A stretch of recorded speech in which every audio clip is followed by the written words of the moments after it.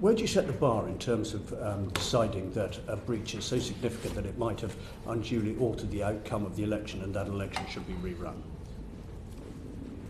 That isn't a bar that we set. What we have quite a specific. We have a specific role. We have a specific role set out within Prepare, which says we look at how the finances and the campaign finances were done and who complied with those rules or not.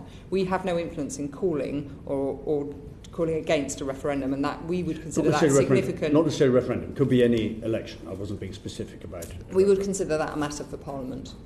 So we provide the information, which we then think there needs to be a public debate and Parliament to decide on. So if there was an incident where an individual candidate in election was deemed to have been unfairly prejudiced against as a result of one of the breaches we've been discussing this morning, the ultimate sanction, which is presumably why we have all of these rules in the first place, to ensure a fair contest, the ultimate sanction doesn't rest with you, it actually rests with Parliament. So we would have to decide here. Sorry, I've missed out a link, which is the really arcane bit of the law, which is the petitioning law. So the other part in that, so if you had an individual elected, and you know, the most recent sort of significant example of this was in Tower Hamlets, where the mayoral election in 2015 was won by someone who was then found to have broken the rules. A petition was brought, which then meant he was removed as mayor and the election was rerun.